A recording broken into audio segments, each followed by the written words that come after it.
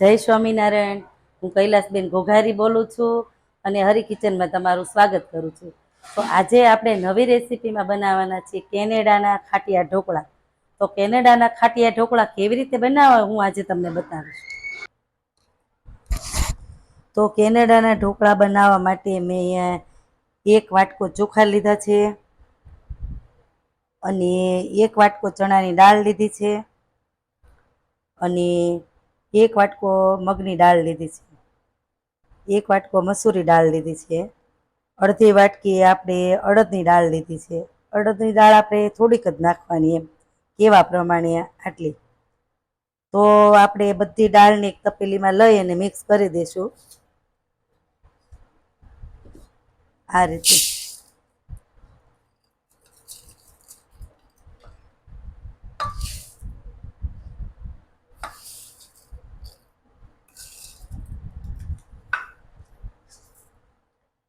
ચોખા લીધા છે, મિક્સ દાળની સાથે મિક્સ કરી દઈશું.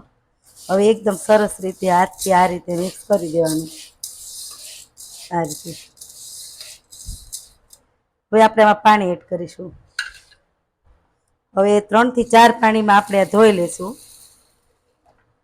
આ રીતે. બરાબર એકદમ સરસ રીતે ભાર દઈને આપણે ધોઈ લેશું.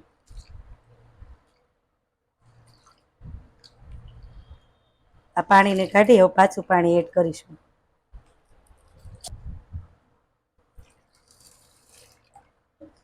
આ રીતે 4 થી 5 પાણીમાં આપણે ધોઈ લઈશું. તો સરસ રીતે આપણે જે આ ઢોકળાનું મિશ્રણ હતું એ ધોઈ લીધું છે આપણે બધી દાળને. હવે આપણે ચોખ્ખું પાણી એડ કરી અને પલાળી દઈશું આ રીતે. પાણી બુડા બુડા આ રીતે પલાળી દેવાનું એમ. હવે આને 4 કલાક સુધી આ બધી મિક્સ દાળ છે એને આપણે આ રીતે પલાળવા દઈશું અને પછી મિક્સર જારમાં ક્રશ કરી લઈશું. હવે આને 4 કલાક સુધી આપણે આ રીતે ઢાંકી અને મૂકી દઈશું. હવે આપણે સરસ રીતે બધી દાળ આપણે પલાળી હતી મિક્સ દાળ, તો સરસ રીતે પલળી ગઈ છે, તમે જોઈ શકો છો. એકદમ સરસ રીતે પલળી ગઈ છે. તો આપણે આને પણ 2 થી 3 પાણીએ પાછી આપણે ધોઈ લઈશું. હવે આપણે સરસ રીતે આ બધી મિક્સ દાળને ધોઈ લીધી છે અને હવે આપણે મિક્સર જારમાં ક્રશ કરી લઈશું આ રીતે. થોડી થોડી એડ કરીને ક્રશ કરી લઈશું. હવે આપણે દહીંની એકદમ ખાટી છાશ લીધી છે. આપણે ખાટિયા ઢોકળા બનાવવાના છે એટલે ખાટી છાશ. હવે થોડીક થોડીક છાશ એડ કરી અને આપણે પીસતા જાવ. હવે ક્રશ કરી લેવાને.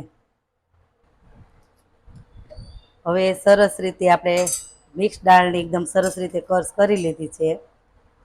હવે આપણે એક તપેલીમાં એડ કરી દઈશું.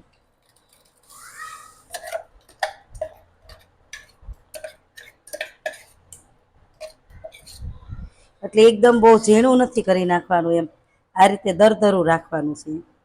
એકદમ ઝીણું થઈ જાય તો આપણા ઢોકળા એકદમ સોફ્ટ નથી થતા એમ. આ રીતે એકદમ દરદરું રાખવાનું છે. ઓલા એકદમ પોચા ને રૂ જેવા થાય, એમ થોડુંક જાડું રાખીએ તો એ મસ્ત થાય. હવે આ જ રીતે આપણે બીજી દાળને પીસી લઈશું.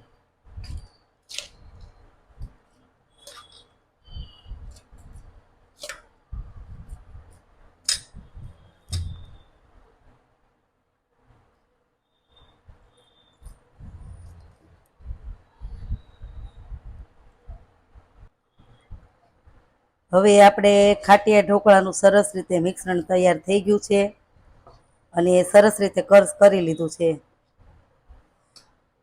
હવે આપણે આજે અડધી ચમચી હળદર લીધી છે એ આપણે એડ કરી દઈશું. આપણે મીઠું થોડુંક એડ કરીશું. 1 ચમચી એડ કર્યું, હવે અડધી ચમચી જેટલું થોડુંક એડ કરીશું. હવે આપણે એટલું ખાસ યાદ રાખવાનું, આપણે એક આટે આ રીતે હલાવ્યું તો એક જ આટે આ રીતે હલાવવાનું. હંમેશા ઢોકળાની એક જ સાઈડ આ રીતે હલાવવાનું, પછી આમ ઊંધો આટો નહીં મારવાનો. આ જ રીતનો એક જ સાઈડ આ રીતે હલાવવાનું. આ રીતે એક સરખું.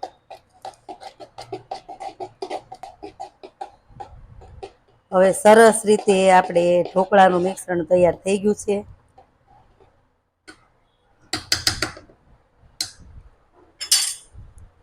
હવે આપણે આને 4 કલાક સુધી થાળી એકદમ ઢાંકી અને આ 4 કલાક સુધી આ રીતે આપણે મૂકી રાખીશું, જ્યાં સુધી હાથો ન આવે. 4 કલાક થઈ જાય પછી હાથો આવી જાય પછી આપણે ઢોકળા બનાવી લઈશું. હવે આપણે આને 4 કલાક થઈ ગયા છે તો આપણે જોઈ લઈશું. સરસ રીતે હાથો આવી ગયો છે આપણો. જો કેવો મસ્ત આપણો હાથો આવી ગયો છે એકદમ સરસ રીતે. હવે આપણે આમાં મરચી નાખીશું, લીલી મરચીની પેસ્ટ. 2 ચમચી જેટલી લીલી મરચીની પેસ્ટ છે. એક આદુનો ટુકડો છે આપણે ખમણેલો.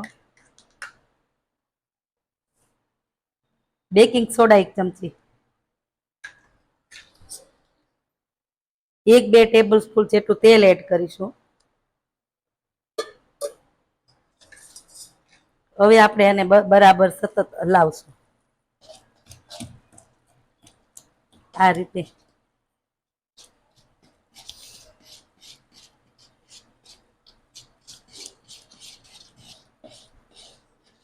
હવે આપણે સરસ રીતે એકદમ મિક્સ કરી દીધું અને મસાલા એડ કર્યા અને સરસ રીતે હલાવી લીધું છે.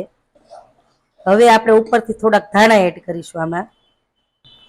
ધાણા મેં સરસ રીતે ધોઈ લીધા છે. હવે આપણે ધાણા એડ કરી દઈશું.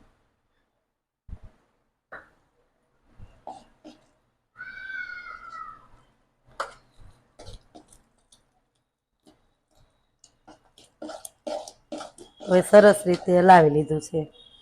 હવે આપણે આ 2 ઢોકળિયાની ડીશ લીધી છે એમાં તેલ એડ કરીશું થોડું થોડું.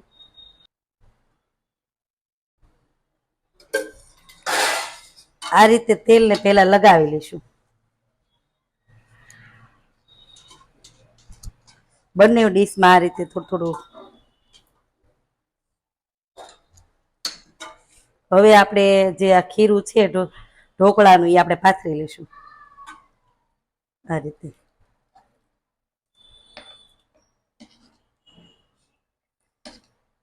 જેટલા આપણે જાડા રાખવા મીડિયમ રાખવા એ પ્રમાણે આપણે.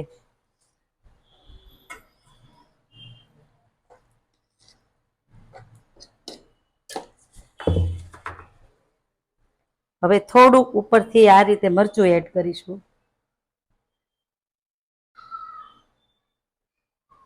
થોડું થોડું આ રીતે.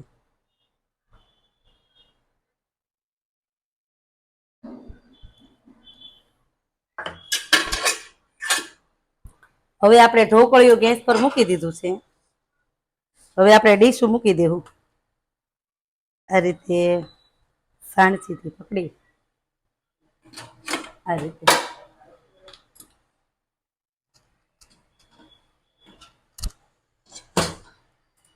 હવે આપણે ઢાંકણને ઢાંકી દઈશું.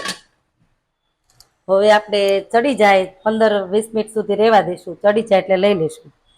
ગેસની ફ્લેમ ફાસ્ટ કરી દઈશું. હવે આપણે 15-20 મિનિટ થઈ ગઈ છે તો આપણે જોઈ લેશું. ગેસની ફ્લેમ ધીમી કરી લઈશું અને આપણે ચપ્પુથી જોઈ લેશું. સરસ રીતે ચડી ગયા છે, એકદમ સરસ રીતે ચડી ગયા. તો આપણે નીચે ઉતારી લઈશું આ રીતે ચપ્પુની મદદથી.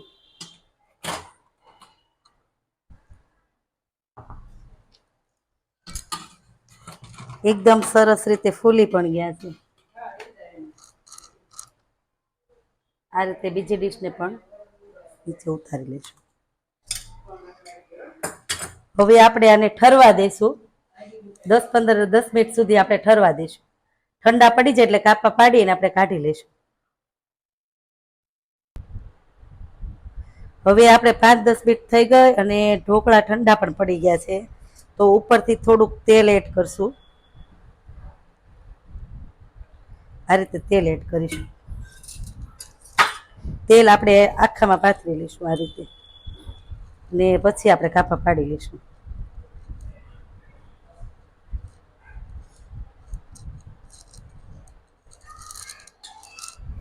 હવે આપણે આ રીતે કાપા પાડી લઈશું.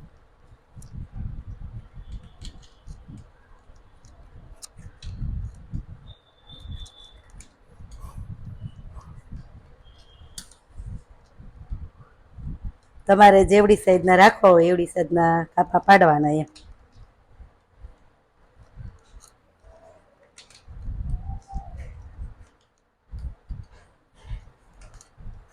હવે આ ડીશમાં પણ આ રીતે જ કાપા પાડી લઈશું.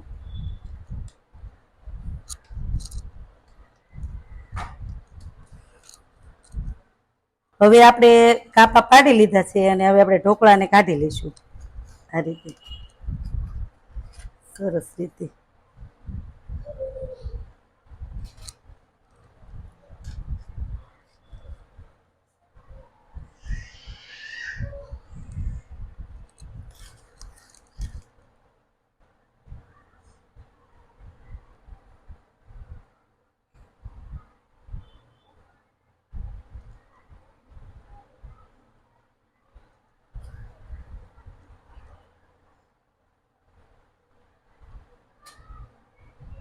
આ રીતે આપણે બધા ઢોકળાને કાઢી લઈશું.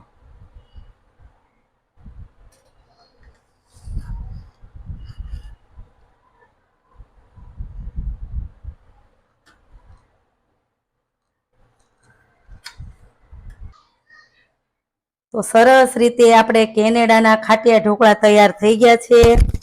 અને એકવાર હું તમને તોડીને પણ બતાવીશ. ભાંગીને આ રીતે એકદમ પોચા રૂ જેવા મસ્ત ઢોકળા બન્યા. આપણે એકદમ પોચા રૂ જેવા ઢોકળા બન્યા. તો તમે પણ એકવાર જરૂરથી આ રીતે કેનેડાના ખાટિયા ઢોકળા બનાવજો. ખૂબ ભાવશે, ખૂબ ટેસ્ટી લાગશે અને ખાવામાં પણ ખૂબ સ્વાદ લાગશે. અને એકવાર બનાવશો તો તમને વારંવાર આ ઢોકળા બનાવવાનું મન થાય. તો તૈયાર છે આપણા કેનેડાના ખાટિયા ઢોકળા. તો એકવાર જરૂરથી આ રીતે બનાવજો. તો તૈયાર છે આપણા કેનેડાના ખાટિયા ઢોકળા. અને જો તમને મારા આ કેનેડાના ખાટિયા ઢોકળાની રેસીપી પસંદ આવી હોય તો એને લાઈક કરજો, શેર કરજો અને મારી ચેનલને સબસ્ક્રાઈબ કરજો. અને બેલ આઇકન દબાવવાનું ભૂલશો નહીં. અને કમેન્ટ કરી જરૂર કહેજો કે તમને મારા કેનેડાના ખાટિયા ઢોકળાની રેસીપી કેવી લાગી. જય સ્વામિનારાયણ, જય દ્વારકાધીશ.